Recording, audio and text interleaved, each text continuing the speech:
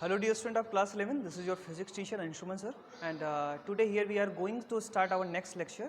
Already I provided two lectures in which we are already discussed that what is the meaning of vectors and lot of things, and we also discussed the vector addition, right? हम लोगों ने vector addition की भी बात कर ली थी. अब हम लोग थोड़ा आगे चलते हैं और हम लोग वेक्टर मल्टीप्लिकेशन की बात करते हैं आज, जिसमें हम लोग सबसे पहले बात करेंगे रेजोल्यूशन ऑफ वेक्टर की.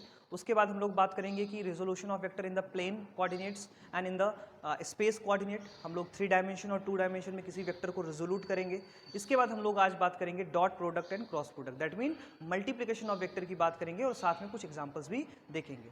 डियर स्टूडेंट, ये लेक्चर काफ़ी इंपॉर्टेंट है और आगे तक आपको काम में आने वाला है, क्योंकि 11th और 12th का जो पूरा सिलेबस है वो पूरा का पूरा वेक्टर पे बेस्ड है. इसलिए हर जगह आपको इसकी ज़रूरत पड़ेगी, इसलिए बहुत ही केयरफुली इस लेक्चर को देखें और प्रॉपर नोट्स आप बनाएं जो भी मैं आपको यहाँ पे बता रहा हूँ. तो आइए हम लोग स्टार्ट करते हैं resolution of vector in 2 dimension. Right, जब 2 वेक्टर्स काम कर रहे होते हैं या किसी एक वेक्टर को, नॉट 2 वेक्टर्स, कोई एक वेक्टर जो है वो कैसे किस तरह से कंपोनेंट्स में ब्रेक किया जाता है, इसको आज हम लोग देखेंगे. किस तरह से वो कंपोनेंट्स के फॉर्म में लिखा जा सकता है, कंपोनेंट के फॉर्म में उसको हम ट्रीट कर सकते हैं. तो ये यहाँ पे समझ में आएगा. हॉरिजॉन्टल और वर्टिकल कंपोनेंट के बारे में समझ में आएगा, जिसका यूज हम आगे कई बार करने वाले हैं. किसी वेक्टर को 2 फॉर्म में रेजोल्यूट कर दिया, उसका वर्टिकल कंपोनेंट, हॉरिजॉन्टल कंपोनेंट. तो ये चीज़ें जो है आपको क्लियर होनी चाहिए. आपको क्लियर होंगी तभी आप न्यूमेरिकल्स कर पाएंगे फिजिक्स में. तो ये क्लियरिटी आपके माइंड में बहुत अच्छे से होनी चाहिए. तो चलिए स्टार्ट करते हैं resolution of vector. Resolution of vector.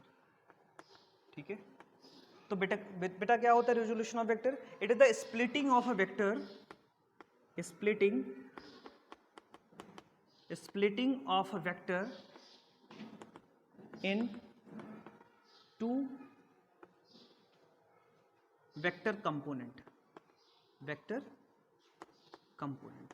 ठीक है, किसी भी एक वेक्टर को अगर हम 2 वेक्टर्स में कन्वर्ट कर दे, that mean the process of splitting a single vector into 2 or more vectors in different direction are known as the resolution of vector. ठीक है, so splitting of vector in 2 or more vectors, है ना. Component में भी कर सकते हैं इन different direction. एक वेक्टर को जो है हम एक से ज़्यादा जो है कंपोनेंट्स में क्या कर सकते हैं, ब्रेकआउट कर सकते हैं. अब ये एनालॉजी आई कहाँ से कि हम वेक्टर को रेजोल्यूट कर सकते हैं. तो बेटा अभी आप लोगों ने वेक्टर एडिशन पढ़ा था, जिसमें आपने पढ़ा था कि अगर आपके पास वेक्टर एक ऐसा काम कर रहा है, दूसरा वेक्टर ऐसे काम कर रहा है, तो तीसरा वेक्टर जो होगा इसका रिजल्टेंट होगा. और अगर आप पैरेललोग्राम लॉ लगाते हैं तो पैरेललोग्राम लॉ में आप ये देख सकते हैं. तो ये वेक्टर तो मान लो ये ए है, ये वेक्टर बी है और ये वेक्टर आर है. तो आप देख रहे हैं कि आर वेक्टर जो है वो 2 वेक्टर से मिलकर बना है, vector of A, vector of B. ठीक है, ये 2 वेक्टर से मिलकर बना है. इसका मतलब किसी एक वेक्टर को 2 अलग अलग वेक्टर्स में तोड़ा जा सकता है. तो ये एनालॉजी हमें यहाँ से मिलती है और आगे जाकर के इसको हम ब्रीफ में बहुत ही डिटेल में, ब्रीफ में इसको डिस्कस करते हैं. यहाँ पर आपकी बुक में बहुत डिटेल में दिया गया, आप उसे देख सकते हैं, एनसीईआरटी में भी दिया गया है. So splitting of A vector into 2 or more vectors और component in the different direction, अलग अलग डायरेक्शन में उसको ब्रेक कर देना ही क्या कहलाता है, रेजोल्यूशन ऑफ वेक्टर कहलाता है. तो हम लोग बात करते हैं कि रेजोल्यूशन ऑफ वेक्टर होता क्या है. तो शायद मैंने आपको पोजीशन वेक्टर जब समझाया था तो वहाँ पे मैंने आपको बताया था कि किसी भी कोऑर्डिनेट्स में, जैसे मान लीजिए ये एक्स कोऑर्डिनेट है, ये वाई कोऑर्डिनेट है, ये आपके पास एक पोजीशन वेक्टर है. ठीक है, ये क्या है, एक पोजीशन वेक्टर है. तो मान लेते हैं अगर ये पोजीशन वेक्टर है, ये आर है, this is the position vector R. ठीक है, इसकी डायरेक्शन जो है आई है और इसकी डायरेक्शन जो है वो जे है. इसका मैग्नीट्यूड y होगा, इसका मैग्नीट्यूड क्या होगा, x होगा. ठीक है, तो अगर मैं यहाँ से कहूँ कि वेक्टर ऑफ r को मैं क्या लिख सकता हूँ, तो वेक्टर एडिशन में अगर यहाँ पे लगाऊँ तो मैं इसे लिख सकता हूँ xi plus Y of j. क्या लिख सकता हूँ, xi plus Y of j. ये कैसे लिखा हमने, ये वेक्टर एडिशन की हेल्प से लिखा. क्यों, क्योंकि अगर मान लें कि ये मैग्नीट्यूड x है और इसकी डायरेक्शन i है, तो ये हो जाएगा xi वेक्टर. और अगर ये y है, इसका मैग्नीट्यूड, और y कुछ भी हो सकता है ना, तो यहाँ से yi हो जाएगा. अब यहाँ से आप एक वेक्टर ऐसे काम कर रहा है, दूसरा वेक्टर ऐसे काम कर रहा है, आप यहाँ पे ट्राइंगल लॉ लगा दें या पैरेललोग्राम लॉ लगा दें, तो vector of r is equal to हो जाएगा xi प्लस yj. ठीक है, बात समझ में आ गई. सो हमने किसी एक वेक्टर को इस तरह से 2 वेक्टर्स में तोड़ दिया. राइट, तो ये होता है रेजोल्यूशन ऑफ वेक्टर. ठीक है, अब यहाँ से अगर बेटा मुझे इसका मैग्नीट्यूड लिखना है तो मैग्नीट्यूड लिखने का तरीका भी यही होता है सेम, कि इनके मैग्नीट्यूड्स को स्क्वायर करके ऐड कर दीजिए अलग अलग. ठीक है, क्योंकि अलग अलग वेक्टर्स है इसलिए अलग अलग ऐड करना पड़ेगा.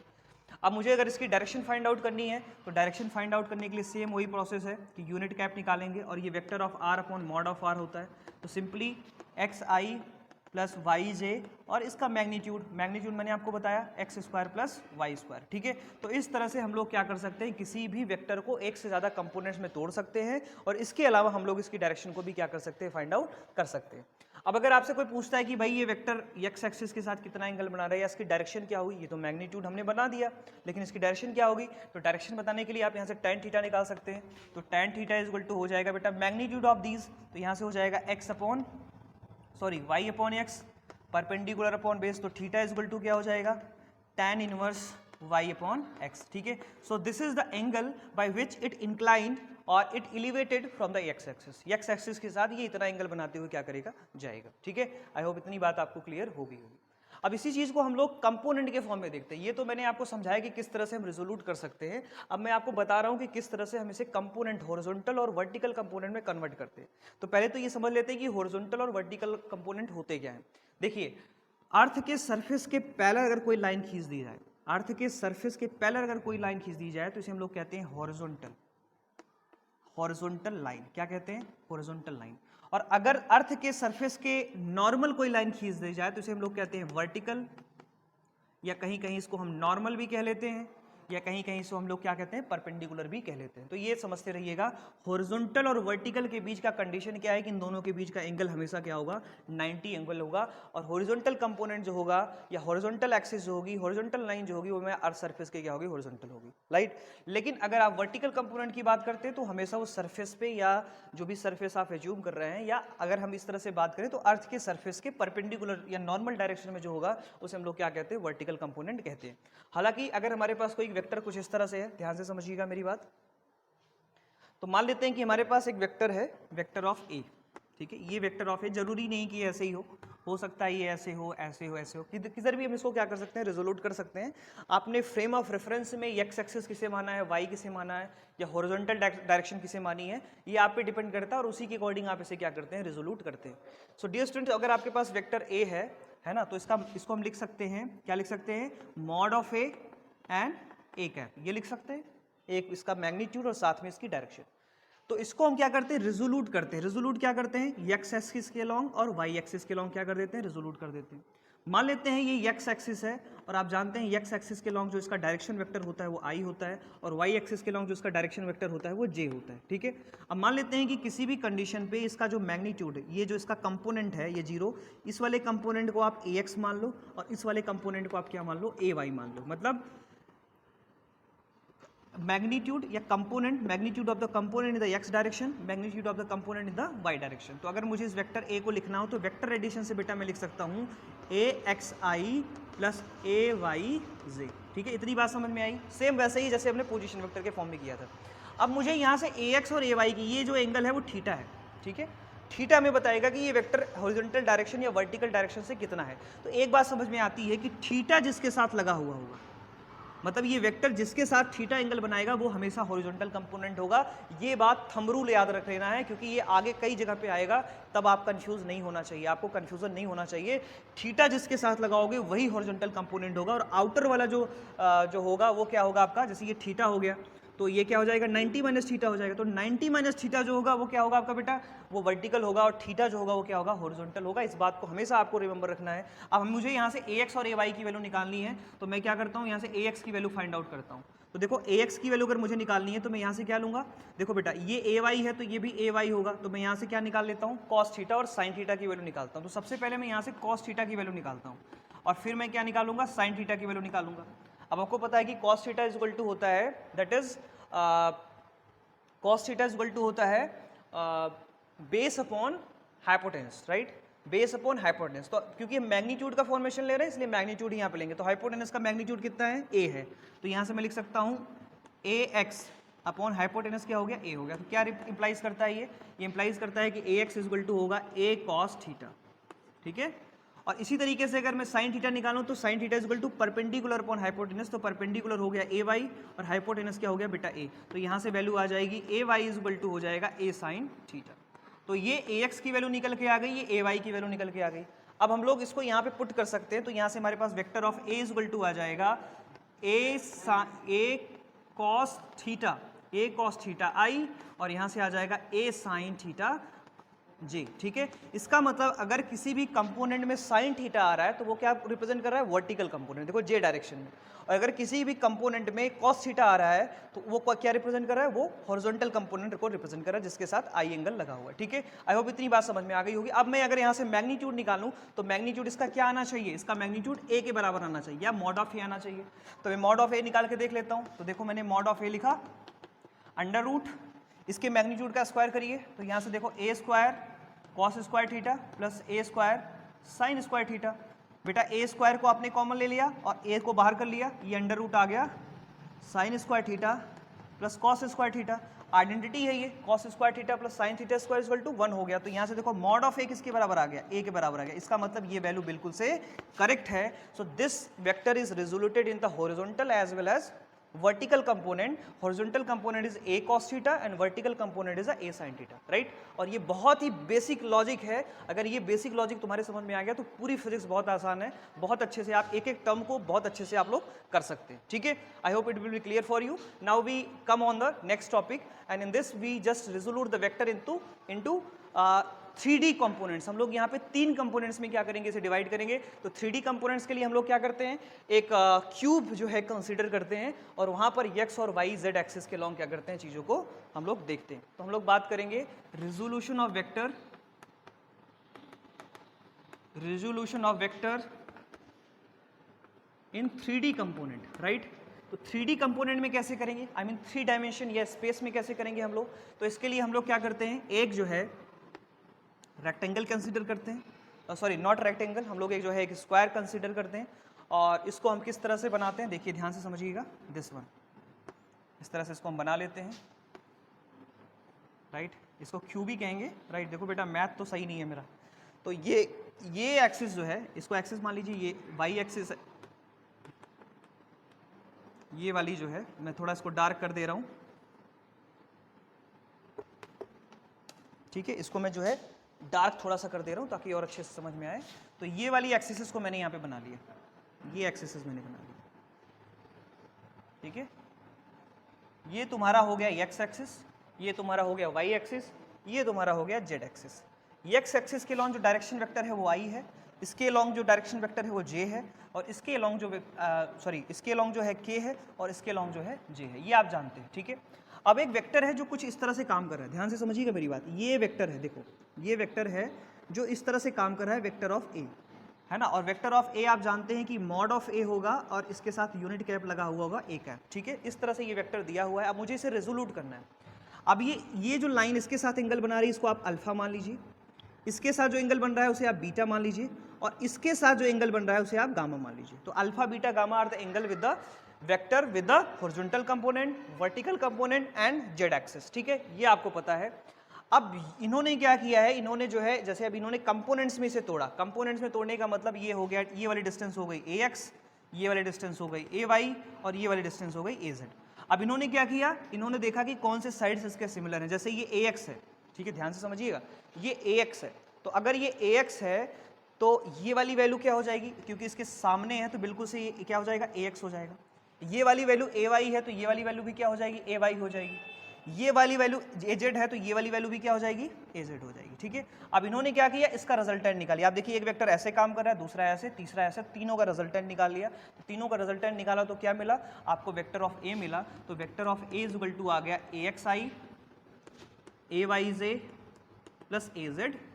तो इस तरह से हमने किसी एक वेक्टर को 3 कंपोनेंट में तोड़ लिया, ए x i a y j a Z के, ठीक है। तो ये 3 डायमेंशन में कन्वर्ट हो गया, एक्स एक्सिस के लॉन्ग, वाई एक्सिस के लॉन्ग और जेड एक्सिस के लॉन्ग, ठीक है। तो किसी भी अगर कंपोनेंट को 3D कंपोनेंट में तोड़ना है तो a x i a y j a z, that's mean x axis के लॉन्ग क्या मैग्नीट्यूड है, साथ में direction vector, plus y axis के लॉन्ग क्या मैग्नीट्यूड है, plus j direction, plus z axis के लॉन्ग क्या मैग्नीट्यूड है, प्लस उसकी डायरेक्शन। तो बेटा बेसिकली हम लोग क्या कर रहे हैं, यहाँ पे वेक्टर एडिशन ही यूज कर रहे हैं इसकी वैल्यू को निकालने के लिए, रिजोल्यूट करने के लिए, ठीक है। तो ये वैल्यू आ गई। अब यहाँ से बात आती है कि इसकी अल्फा बीटा गामा की वैल्यू कैसे आप निकालोगे। तो यहाँ से हम लोग क्या करते हैं, कॉस अल्फा कॉस बीटा और कॉस गामा निकालते हैं। तो देखिए cos alpha is equal to क्या हो जाएगा, cos alpha is equal to हो जाएगा बेटा मैग्नीट्यूड है ना, A Z upon under root A X square plus A Y square plus A Z square, right. ये वैल्यू आपके पास आ गई इसकी जो है ना। इसको आप मान लेते हैं n, क्या मान लेते हैं, n मान लेते हैं। सिमिलरली आप जब cos बीटा, इस देखो ये आ कहाँ से रहा है, ये इस फिगर से आ रहा है, यहाँ से ट्राइंगल अलग अलग चूज कर लीजिए, यहाँ से आ जाएगा। तो यहाँ से cos beta is equal to क्या हो जाएगा, A Y upon under root A X plus A Y plus A Z, ठीक है। इस तरह से, क्योंकि एंगल निकालना है तो यहाँ पे cos थीटा निकालोगे तो ये वैल्यू अपॉन ये वैल्यू, ठीक है। यहाँ से फिर आप क्या निकालते हैं, cos अल्फा निकालते हैं, तो ये हो जाएगा ए एक्स अपॉन क्या हो जाएगा बेटा, under root A X plus A Y plus A Z, ठीक है। तो इस तरह से आप इनके एंगल्स भी अलग अलग निकाल सकते हैं और एंगल निकाल करके आप इसकी वैल्यू को ऑलरेडी क्या कर सकते हैं, बता सकते हैं। या अगर मुझे यहाँ से ए एक्स की वैल्यू निकालनी है तो देखो बेटा क्या हो जाएगा, a x is equal to हो जाएगा ए कॉस अल्फा, ठीक है। A x is equal to a cos alpha, a y is equal to हो जाएगा ए कॉस बीटा और a z is equal to हो जाएगा ए कॉस गामा। तो इस तरह से a x a y a z की वैल्यू हम लोग कंपोनेंट फॉर्म में भी क्या कर सकते हैं, लिख सकते हैं, ठीक है। So this is the resolution of vector 2 dimension and 3 dimension, ठीक है। तो इस तरह से हम लोग रेजोल्यूट करते हैं। तो किसी भी वेक्टर को अगर 3 डायमेंशन में लिखना है तो हम इस तरह से लिख सकते हैं, अगर 2 डायमेंशन में लिखना है तो हम 2 डायमेंशन में क्या कर सकते हैं, आसानी से लिख सकते हैं। अब हम लोग अगली बात करेंगे जिसमें हम लोग वेक्टर मल्टीप्लिकेशन की बात करेंगे। वेक्टर मल्टीप्लिकेशन क्या होता है और किस तरह से हम लोग जो है वेक्टर मल्टीप्लिकेशन करते हैं, क्या तरीका होता है ना, तो उसकी हम लोग बात करेंगे। तो वेक्टर मल्टीप्लिकेशन की बात हम लोग आगे करने वाले हैं, that is the vector multiplication, ठीक है। यहाँ पे एक से ज़्यादा वेक्टर हो सकते हैं, लेकिन सिंपली हम लोग 2 वेक्टर का एग्जांपल लेकर के चलेंगे, क्योंकि आपके सिलेबस में 2 ही वेक्टर का मल्टीप्लिकेशन दिया गया है। एक से ज़्यादा वेक्टर को भी हम आपस में मल्टीप्लाई कर सकते हैं, उसके लिए कुछ रूल्स हैं जो हमें जानने होते हैं, लेकिन हम यहाँ पे केवल 2 ही वेक्टर का पढ़ेंगे, बिकॉज आपके सिलेबस में वही चीज़ें दी हुई हैं, जो चीज़ें हैं वही हम लोग यहाँ पे पढ़ेंगे। तो वेक्टर मल्टीप्लिकेशन 2 तरीके से किया जाता है। पहला होता है बेटा आपका स्केलर प्रोडक्ट, या इसे हम डॉट प्रोडक्ट भी कहते हैं। आप यहाँ पे स्केलर टर्म लगा है, इसका मतलब ये मत समझना कि यहाँ पे स्केलर क्वांटिटीज का मल्टीप्लिकेशन हो रहा है ना। ये स्केलर प्रोडक्ट का मतलब यही हुआ कि क्वांटिटी तो वेक्टर ही है, लेकिन जब मल्टीप्लाई करते हैं तो उसका जो रिजल्टेंट आता है वो स्केलर आता है। ध्यान से मेरी बात समझिएगा, 2 वेक्टर का डॉट प्रोडक्ट हमेशा स्केलर क्वांटिटी होती है। 2 वेक्टर का डॉट प्रोडक्ट हमेशा कैसी क्वांटिटी होगी, स्केलर क्वांटिटी होगी। मैं एग्जाम्पल देकर के भी आपको समझाऊंगा। तो स्केलर प्रोडक्ट का मतलब ये नहीं है कि क्वांटिटी स्केलर का मल्टीप्लिकेशन कर रहे हैं। स्केलर प्रोडक्ट का सिंपल सा मतलब होता है कि यहाँ पे 2 वेक्टर्स को जब आप मल्टीप्लाई करते हैं तो अगर उसका रिजल्टेंट स्केलर क्वांटिटी मिल रही है तो ऐसी सिचुएशन में उसे हम डॉट प्रोडक्ट भी कहते हैं, और ऐसी सिचुएशन में क्योंकि स्केलर मिल रहा है इसलिए उसको हम क्या कहते हैं, scalar product. Similarly cross product, जब 2 वेक्टर का हम क्रॉस प्रोडक्ट, जैसे हमने देखा कि हमारे फिजिक्स में ऐसी क्वांटिटीज होती हैं जिसमें हम मल्टीप्लाई करें तो उसका रिजल्टेंट कोई तीसरा वेक्टर होता है। 2 वेक्टर का रिजल्टेंट कोई तीसरा वेक्टर। तो ऐसी सिचुएशन में हम लोग क्या निकालते हैं, क्रॉस प्रोडक्ट निकालते हैं। क्रॉस प्रोडक्ट को हम कैसा क्वांटिटी कहते हैं, वेक्टर प्रोडक्ट भी कहते हैं। क्या कहते हैं, वेक्टर प्रोडक्ट कहते हैं। इसको वेक्टर प्रोडक्ट इसलिए कहते हैं कि जो इसका रिजल्टेंट होता है उसमें डायरेक्शन होती है। मतलब जब आप इसको मल्टीप्लाई करते हैं जो वैल्यू आपको मिलती है उसमें डायरेक्शन भी होती है। 2 वेक्टर को मल्टीप्लाई किया, जो उसका मैग्नीट्यूड मिला उसमें भी एक डायरेक्शन है। अगर उसमें भी एक डायरेक्शन है तो ये क्या कहलाएगा, वेक्टर प्रोडक्ट। जैसे मैं छोटा सा एग्जांपल से समझाऊं कि जब भी आप किसी करंट कैरिंग कंडक्टर को आप मैग्नेटिक फील्ड में रखते हैं तो उस पर एक फोर्स लगता है, और जिसकी डायरेक्शन ऑफ फ्लेमिंग लेफ्ट हैंड रूल से निकालते हैं। तो ये फ्लेमिंग का लेफ्ट हैंड रूल है, जिसमें आपने पढ़ा था कि अगर ये मैग्नेटिक फील्ड को रिप्रेजेंट करे, क्लास 10th में याद कीजिए, ये मैग्नेटिक फील्ड को रिप्रेजेंट करे, ये करंट की डायरेक्शन को रिप्रेजेंट करे, तो ये लगने वाले फोर्स को बताएगा। तो बेटा ये लेंथ को रिप्रेजेंट कर रहा है, लेंथ में करंट की डायरेक्शन को रिप्रेजेंट कर रहा है, और ये क्या रिप्रेजेंट कर रहा है, this represent the magnetic field and this represent the force. तीनों वेक्टर क्वांटिटीज हैं। तो 2 वेक्टर का डॉट क्रॉस प्रोडक्ट हमेशा स्केलर वेक्टर प्रोडक्ट, ठीक है। मतलब 2 वेक्टर का क्रॉस प्रोडक्ट है ना, या वेक्टर प्रोडक्ट हमेशा क्या होगा, वेक्टर होगा, क्योंकि इसमें भी क्या है, डायरेक्शन। इन दोनों का मल्टीप्लाई हुआ तो ये रिजल्ट मिला। अगर ये रिजल्ट मिला तो इसमें भी क्या है, एक डायरेक्शन है। भाई ये इधर काम कर रहा है, ये इधर काम कर रहा है, इन दोनों का प्रोडक्ट हुआ तो ये मिल गया ऊपर। तो इस तरह की क्वांटिटीज़ हमारे लाइफ में मिलती हैं। तो ऐसी क्वांटिटीज़ को हम लोग क्या कहते हैं, क्रॉस प्रोडक्ट कहते हैं या वेक्टर प्रोडक्ट कहते हैं। तो आई होप ये बात समझ में आ गई होगी कि इसको हम स्केलर प्रोडक्ट क्यों कहते हैं और इसको हम लोग वेक्टर प्रोडक्ट क्यों कहते हैं। अब एक एक करके हम स्केलर प्रोडक्ट और क्रॉस प्रोडक्ट की बात करेंगे, या स्केलर प्रोडक्ट या वेक्टर प्रोडक्ट की बात हम करेंगे। ध्यान से समझिएगा। सबसे पहले हम लोग बात करेंगे स्केलर प्रोडक्ट की। किसकी बात करेंगे, स्केलर प्रोडक्ट की। स्केलर प्रोडक्ट, ठीक है। इसको हम लोग डॉट प्रोडक्ट भी कहते हैं। अभी पता चलेगा कि डॉट प्रोडक्ट इसको हम क्यों कहते हैं। तो इसको हम बेटा डॉट से रिप्रेजेंट करते हैं, इसलिए डॉट प्रोडक्ट कहलाता है। ठीक है, मान लीजिए आपके पास दो वेक्टर हैं, वेक्टर ए है और ये आपके पास वेक्टर बी है, इन दोनों को आपको मल्टीप्लाई करना है। तो आपका जो डॉट प्रोडक्ट का रूल जो है वो क्या कहता है कि अगर दो वेक्टर को आपको क्या करना है, मल्टीप्लाई करना है और उसका आप डॉट प्रोडक्ट ले रहे हो यहाँ पे डॉट प्रोडक्ट, तो इसका जो रिजल्ट होगा mod of a magnitude of the first vector multiplied with the magnitude of the second vector and multiplication of the cosine of the angle between them cos theta. So AB cos theta, और इसके साथ कोई direction नहीं आती है, इस वजह से इसका जो मैग्नीट्यूड है वो कैसी क्वांटिटी है, स्केलर क्वांटिटी है। इस वजह से इन दोनों वेक्टर्स के प्रोडक्ट को हम लोग क्या कहते हैं, स्केलर प्रोडक्ट कहते हैं, स्केलर प्रोडक्ट है ना। तो यहाँ पे देखो डॉट लगा है तो इसे हम डॉट कहते हैं। ठीक है, तो दो वेक्टर का डॉट प्रोडक्ट हमेशा कैसी क्वांटिटी, स्केलर क्वांटिटी है ना। ठीक है, बात समझ में आ गई, दो वेक्टर का डॉट प्रोडक्ट हमेशा कैसी क्वांटिटी, स्केलर क्वांटिटी है ना। अब यहाँ पे cos थीटा आ रहा है, राइट, तो दो वेक्टर का dot product, the dot product of two vector is equivalent to the magnitude of the both of the vectors and the angle between them, cosine of the angle between them. ठीक है, this is known as the dot product. ठीक है, अब ऐसा इसलिए होता है कि जैसे मान लो कि एक वेक्टर आपके पास है, मान लीजिए कोई एक वेक्टर है ऐसे, ठीक है, कोई एक वेक्टर है, मान लीजिए ए है या वेक्टर बी है। ठीक है, तो बेटा इसका हॉरिजॉन्टल कंपोनेंट क्या होगा, इस डायरेक्शन में, इसे हम लिख सकते हैं बी कॉस थीटा। ठीक है, क्या लिख सकते हैं इसे हम, बी कॉस थीटा लिख सकते हैं, और ये एंगल इसके बीच का है, तो ये बी कॉस थीटा हो गया। सिमिलरली अगर मुझे जो है किसी एक वेक्टर जो ऐसे काम कर रहा है, ये वेक्टर ए है, ध्यान से समझिएगा, ये वेक्टर ए है और ये वेक्टर ए की जो इसका हॉरिजॉन्टल कंपोनेंट होगा तो भाई ऐसे होगा हॉरिजॉन्टल कंपोनेंट, देखो ये हॉरिजॉन्टल के क्रॉस तो है ही, ये थीटा होगा, राइट। अगर ये थीटा होगा तो ऐसी सिचुएशन में जो इसकी वैल्यू होगी, this is the A cos theta. ठीक है, ये वाली वैल्यू। तो अगर इन दोनों को मल्टीप्लाई करना है तो मैंने आपसे क्या बताया था, आपको बताया था कि एक वेक्टर के हेड को दूसरे वेक्टर के टेल के साथ लगाना है। तो देखो ये बी कॉस थीटा और ये ए, तो दोनों को जब आप ऐड करोगे, मल्टीप्लाई करोगे तो आएगा, मल्टीप्लाई करोगे नॉट ऐड, मल्टीप्लाई करोगे तो आएगा A B cos theta. So इसी तरीके से हमने यहाँ पे इसको लिखा है, vector of A dot vector of B is equal to the mod of A mod of B cos theta and its magnitude because it is a scalar quantity, so therefore it is known as the scalar product. ठीक है, I hope इतनी बात समझ में आ गई होगी। अब यहाँ से हम लोग क्या कर सकते हैं, यहाँ से इसकी मैक्सिमम और मिनिमम कंडीशन निकाल सकते हैं और उसके बेसिस पे केसेस को स्टडी कर सकते हैं। देखिए, when theta is equal to 0 degree, तो बेटा ऑब्वियसली बात है कि कॉस थीटा की वैल्यू क्या होती है, कॉस 0 की वैल्यू क्या होती है, 1 होती है। तो ऐसे केस में जो आपका वेक्टर ए होगा, वेक्टर बी होगा, वो कैसा मिलेगा, मैक्स मिलेगा, और मैक्स किसके बराबर होगा, ए बी के बराबर होगा। केस फर्स्ट हो गया। केस सेकंड देखिए आप, when theta is equal to किसके बराबर है, 90 के बराबर है।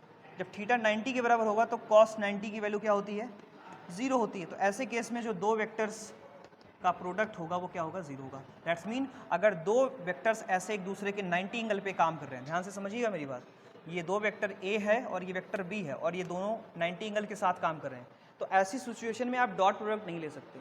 अगर आप डॉट प्रोडक्ट लेंगे तो दोनों का डॉट प्रोडक्ट क्या हो जाएगा, 0 हो जाएगा। हाँ, ये जरूर है कि अगर दो वेक्टर सेम अलाइन में काम कर रहे हैं तो इन दोनों का जब प्रोडक्ट आप निकालोगे तो आपको मैक्सिमम मिलेगा। इसका मतलब हम डॉट प्रोडक्ट वहाँ पर यूज़ करेंगे, ऐसी क्वांटिटीज़ के यूज़ करेंगे जो दोनों के दोनों हॉरिजॉन्टल डायरेक्शन में काम कर रहे हैं। अगर वो दोनों के दोनों हॉरिजॉन्टल डायरेक्शन में काम कर रहे हैं तो ऐसी सिचुएशन के लिए हम लोग क्या कर सकते हैं, डॉट प्रोडक्ट निकाल सकते हैं। ठीक है, सिमिलरली अगर दो वेक्टर्स एक दूसरे पे क्या कर रहे हैं, 90 एंगल के साथ काम कर रहे हैं, तो वहाँ पे उसके लिए हम लोग क्या करते हैं, क्रॉस प्रोडक्ट क्या करते हैं, फाइंड आउट करते हैं। तो यहाँ से दो सिचुएशन तो आपको समझ में आ गई। ठीक है, तीसरी सिचुएशन ये है कि जब थीटा इज इक्वल टू क्या हो जाए, 180 के बराबर हो जाए। अगर थीटा इज इक्वल टू 180 के बराबर होगा तो 90 प्लस 90, 90 प्लस 90 का मतलब कॉस 90, कॉस 90, राइट। तो यहाँ से भी वैल्यू क्या आ जाएगी, देखिए, तो ये थर्ड केस है आपका, तो यहाँ से आपके पास आ जाएगा, जब वहाँ पे रखोगे आप तो a b, a dot b equal to आ जाएगा माइनस ए, तो वहाँ पे मैग्नीट्यूड क्या होगा, माइनस में चला जाएगा। ठीक है, डायरेक्शन उल्टी हो जाएगी।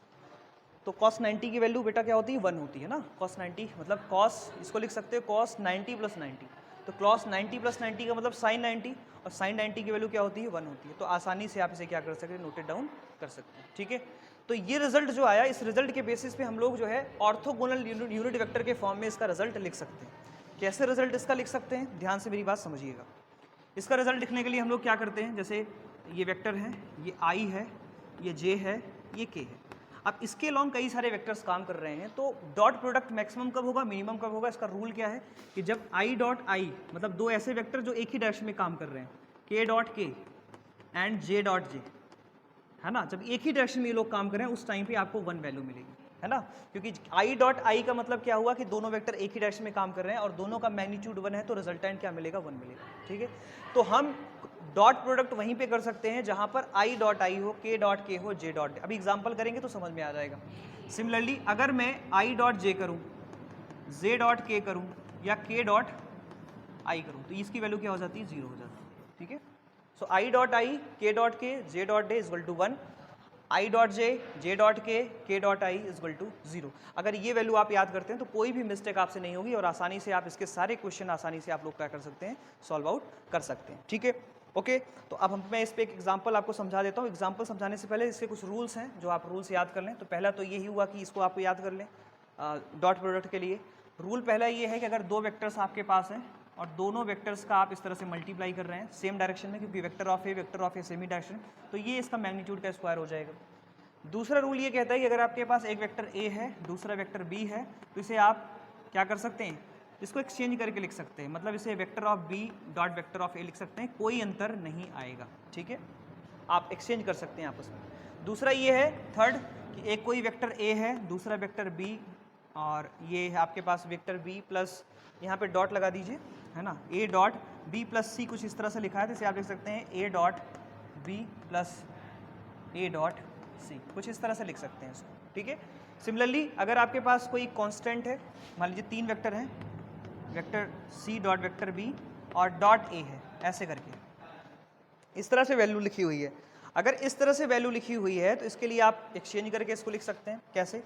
इसको आप लिख सकते हैं C dot A dot B, इस तरह से आप इसे क्या कर सकते हैं? नोटेड डाउन कर सकते हैं। और लास्ट वाला केस तो आप जानते हैं, ये 4 केसेस क्या करनी है आपको याद रखनी है, ये 4 फॉर्मूले और एक तो ये वाला फॉर्मूला तो मस्ट ही है। ये तीनों फॉर्मूले अगर आप चारों पांचों फॉर्मूले याद हैं आपको, तो कोई भी क्वेश्चन आप इससे रिलेटेड कर सकते हैं। अब इसमें न्यूमेरिकल देखेंगे तो समझ में आ जाएगा आपके आसानी से, ठीक है। देखिए, तो मान लीजिए 2 वेक्टर्स आपके पास है, आपको दिया हुआ है कि 2 वेक्टर हैं। पहला वेक्टर है आपके पास, मैं 3 कंपोनेंट्स में ले रहा हूँ ताकि आसानी से समझ में आ जाए, 3i plus 5j plus 8k, पहला वेक्टर ये है।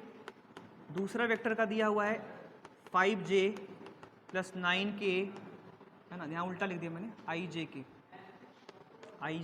k प्लस 10k, और इन दोनों, ये दोनों वेक्टर्स जो हैं एक दूसरे से 30 एंगल के साथ क्या है? इंक्लाइंड है। तो आपको क्या करना है? आपको इसकी वैल्यू फाइंड आउट करनी है, या 30 मान लीजिए, या इसको जो है आप मान लीजिए 60 मान लीजिए। क्या मान लीजिए? 60 मान लीजिए, ठीक है। तो theta is equal to 60 degree दे रखा है और इन दोनों का डॉट प्रोडक्ट आपको निकालना है। तो डॉट प्रोडक्ट कैसे निकालेंगे? ध्यान से समझिएगा। Vector A dot vector B हमने इस तरह से लिखा, तो vector A dot vector B का फॉर्मूला क्या होता है? Mod of A mod of B cos theta. तो सिंपली पहले तो इसका मॉड निकालिए, फिर इसका मॉड निकालिए। तो इसका मॉड निकालने का फॉर्मूला क्या है? अंडर रूट, ये जो मैग्नीट्यूड है इनका स्क्वायर कर दो, 3 square plus 5 square plus 8 square, ठीक है। तो यहाँ से इसका मॉड आ जाएगा, यहाँ से इसका मॉड आ जाएगा 5 square plus 9 square plus 10 square, ये मॉड निकालने का फॉर्मूला होता है।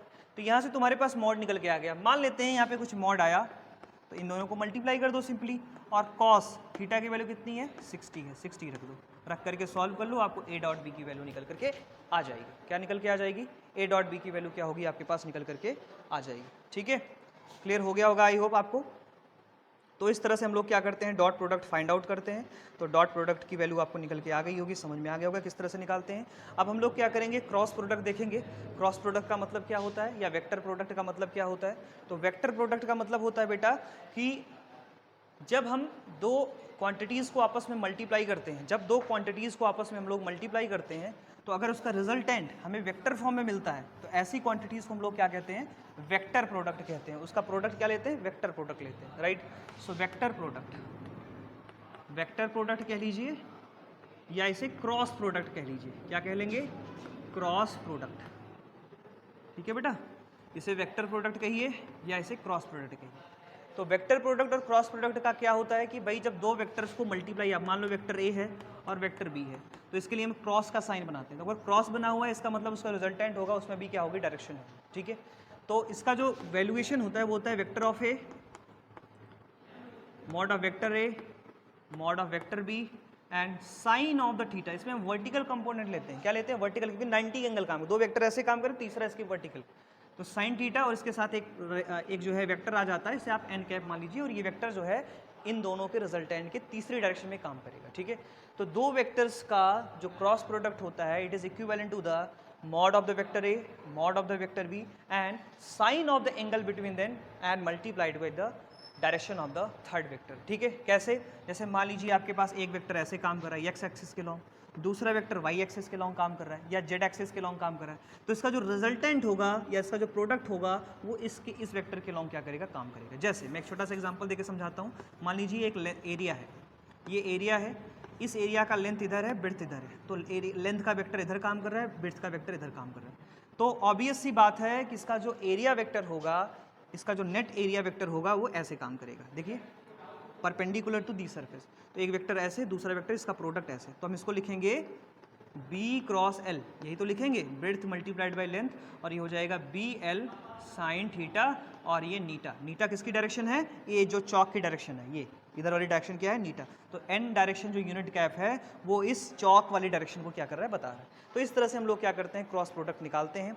क्रॉस प्रोडक्ट में अगर हम देखें, इसकी कंडीशन को देखें, तो जब थीटा की वैल्यू 90 होती है उसी कंडीशन में आपको ये वैल्यूज मिलती है। मतलब जब दो वेक्टर्स एक दूसरे पे 90 के साथ एंगल बना रहे होते हैं उसी कंडीशन में आपको मैक्सिमम वैल्यूज की मिलती है, ठीक है। देखते हैं केस फर्स्ट, देखते हैं कि जब थीटा इक्वल टू क्या हो जाए? 0 हो जाए। तो थीटा इक्वल टू 0 अगर होगा, मतलब दो वेक्टर एक साथ ऐसे पैरेलल काम कर रहे हैं, तो ऐसी कंडीशन में क्या होगा? A cross B equal to 0। अगर थीटा इक्वल टू 180 हो जाए, तो 180 का मतलब एक वेक्टर ऐसे, दूसरा वेक्टर ऐसे, पैरेलल ही है, दोनों की डायरेक्शन अपोजिट है, तो 180 का मतलब क्या हो गया? A क्रॉस B, और साइन 180 का मतलब 0, ठीक है। तो A cross B equal to 0 हो गया। थर्ड केस है बेटा आपका, जब थीटा इक्वल टू क्या हो जाए? 90 हो जाए, तो थीटा इक्वल टू 90, साइन 90 की वैल्यू 1, तो इस केस में आपको मिलेगा A cross B equal to मिलेगा ABN, ठीक है। तो ये तो उस मैग्नीट्यूड होगा और इसकी डायरेक्शन होगी थर्ड वेक्टर, ठीक है। तो जब भी क्रॉस प्रोडक्ट लेते हैं तो उसका रिजल्टेंट थर्ड वेक्टर होता है। इसका मतलब अगर मैं इसे ऑर्थोगोनल यूनिट वेक्टर के फॉर्म में लिखूं, जैसा कि मैंने वहां पर लिखा था, तो मैं इसे लिख सकता हूं I cross J equal to K, right. इसको याद करने का फॉर्मूला क्या है? कैसे हम इसको याद करें, कैसे इसको रिमेंबर करें? तो रिमेंबर करने के लिए मैं आपको थोड़ा बता देता हूँ ट्रिक, कैसे याद करें। आप एक सर्कल बना लें, इस साइक्लिक प्रोसेस को फॉलो करता है। आप क्लॉकवाइज डायरेक्शन बना लें, एंटी क्लॉकवाइज डायरेक्शन बना लें, ठीक है। तो ये हो गया I, ये हो गया बेटा, यहाँ बना लो J और यहाँ बना लो K, ठीक है। अब इसको लिखने का फॉर्मूला क्या है? I cross J equal to K, J cross K equal to I, K cross I equal to J। अगर आप इसके सीक्वेंस को उल्टा करते हैं तो वैल्यू क्या हो जाएगी? माइनस हो जाएगी। क्या हो जाएगी? माइनस हो जाएगी, क्योंकि इसमें वेक्टर, क्योंकि डायरेक्शन का इंपॉर्टेंस है इसमें। तो अगर मैं लिखूं I cross J equal to K, J cross K equal to I and K cross I equal to J। अगर इसी को मैं रिवर्स करता हूं, जैसे मैंने लिखा J क्रॉस I, इस तरह से लिखा, तो ये माइनस K के बराबर हो जाएगा, ठीक है। मैंने लिखा K क्रॉस J, तो K क्रॉस J का मतलब हो जाएगा माइनस I, ठीक है।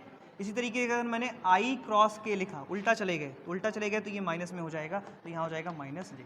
तो इस तरह से जब वेक्टर में आप क्या करते हैं, सीक्वेंस को चेंज करते हैं, तो यहाँ पे वैल्यू क्या हो जाती है? माइनस हो जाती है। इसलिए वेक्टर प्रोडक्ट में, क्रॉस प्रोडक्ट में कौन सी वैल्यू पहले लिखी जाए और कौन सी वैल्यू बाद में लिखी जाए, इसकी बहुत इंपॉर्टेंस होती है। अगर ये चीज़ें नहीं पता है आपको, अगर इसमें आप ध्यान में नहीं देंगे तो बहुत सारी मिस्टेक्स आपसे हो सकती हैं। तो ये वैल्यू क्या कर लेनी है? आपको याद में कर लेनी है। सिमिलरली अगर मैं सेम वाले वेक्टर के लिए निकालूँ, मतलब I cross I, J cross J या K क्रॉस K में निकालता हूँ, तो इसकी वैल्यू नेट क्या हो जाती है? 0 हो जाती है। तो I cross I, J cross J, K cross K equal to 0 के बराबर हो जाता है। किसके बराबर हो जाता है? 0 के बराबर हो जाता है, ठीक है। आई होप ये वैल्यू आपके समझ में आ गई होगी जो मैंने आपको बताया। तो ये हो गया आपका क्रॉस प्रोडक्ट। अब क्रॉस प्रोडक्ट को निकालते कैसे हैं, क्या तरीका होता है क्रॉस प्रोडक्ट निकालने का?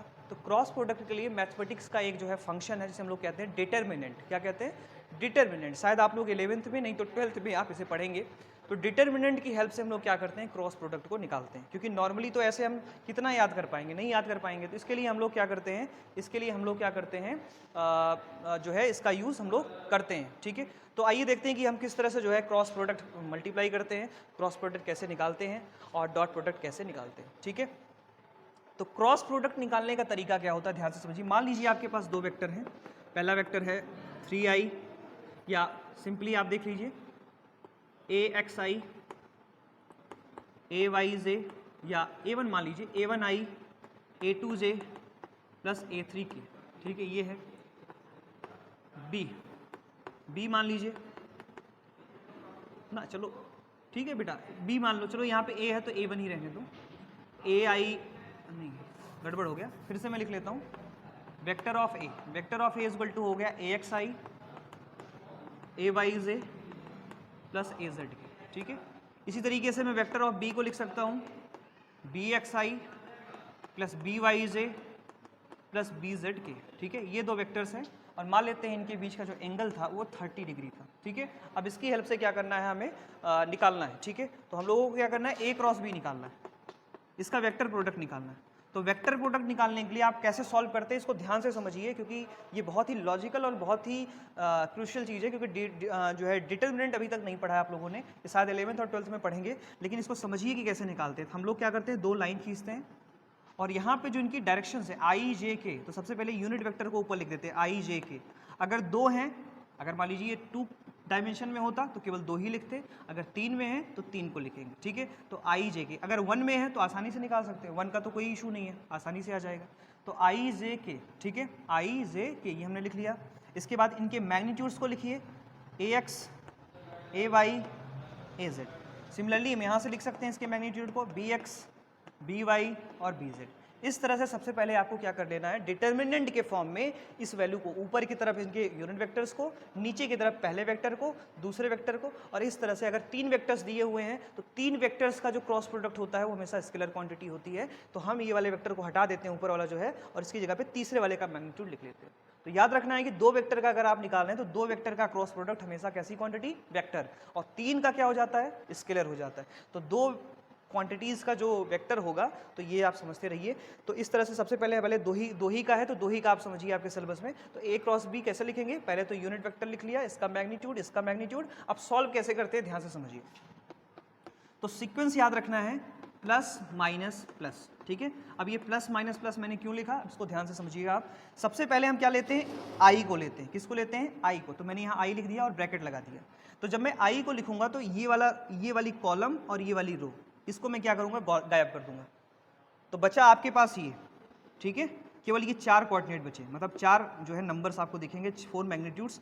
इसका मल्टीप्लिकेशन इसमें करना है, इसका मल्टीप्लिकेशन इसमें करना है, इसका मल्टीप्लिकेशन इसमें करके इस वाले को क्या कर देना, माइनस कर देना। कैसे, देखो AY BZ minus BY AZ, ठीक है। तो पहला तो प्लस था, दूसरा क्या लेना है, माइनस। तो यहाँ मैंने माइनस ले लिया। अच्छा, अब मैं इसको रेज कर दूंगा, है ना। अब क्या लेना, अब हमें दूसरे में क्या है ना, दूसरा वाला डायरेक्शन लेना है। तो बेटा ये AX था, ये BX था। तो यहाँ पे अब मैं लूंगा J। तो J के साथ हमेशा क्या लेना है, माइनस लेना है। तो अब देखो J, तो J को लिया तो ये गायब हो गया और ये गायब हो गया। अब आपके पास ये बचा, ये बचा, ये बचा और ये बचा। फिर वही सीक्वेंस है कि इसको इसमें मल्टीप्लाई करो और माइनस कर दो इससे। तो हमने मल्टीप्लाई किया AX, है ना, और फिर यहाँ पे लिखा BZ माइनस, और यहाँ पे फिर इसको माइनस किया BX AZ। तो मैंने यहाँ लिखा BX AZ, ठीक है बेटा। इसके बाद हमने क्या किया, हमने फिर हमने प्लस लगाया। अब इस बार हम लोग क्या करेंगे, K को लिखेंगे। तो ये वाली रो गायब हो जाएगी। ये अब कौन कौन सा बचेगा, अब आपके पास ये बचेगा, ये बचेगा, ये बचेगा और ये बचेगा। इसको मल्टीप्लाई करके इसको माइनस कर दो। तो यहाँ से देखो Z बचेगा, K बचेगा, और यहाँ से आ जाएगा AX BY। ये हो गया AX BY माइनस, फिर इसको मल्टीप्लाई किया BX AY, तो यहाँ से BX AY, ठीक है। तो इस तरह से इसके आपके मैग्नीट्यूड्स पता चल जाएंगे। और साथ में देखिए I J K भी लगा हुआ है। तो I J K लगे होने की वजह से आसानी से हम लोग क्या कर सकते हैं, इसके मैग्नीट्यूड निकाल लें। और मैग्नीट्यूड के साथ डायरेक्शन क्योंकि लगा हुआ है, इसलिए ये कैसी क्वांटिटी हो जाएगी, वेक्टर क्वांटिटी हो जाएगी। ओके, सो डियर स्टूडेंट्स, ये आपका वेक्टर प्रोडक्ट था। आप इस पर दिए हुए एग्जाम्पल्स आपकी बुक में दिए हुए हैं, आप उसे सॉल्व करें। तो आज के लेक्चर में हम लोग इतना ही बात करेंगे। ये पार्ट आपका ओवर होता है वेक्टर मल्टीप्लिकेशन, इसमें आपको इतना ही पढ़ना होता है। अब इसमें कुल मिलाकर के 2 लेक्चर्स और आपके आएंगे, जिसमें हम लोग रिलेटिव वेलोसिटी, प्रोजेक्टाइल मोशन और सर्कुलर मोशन के ऊपर बात करेंगे। ये 3 टॉपिक आपके क्लियर हो जाए तो ये आपका चैप्टर ओवर हो जाएगा। तो आज के लिए इतना ही, आप लोग पढ़ते रहिए। Thank you so much.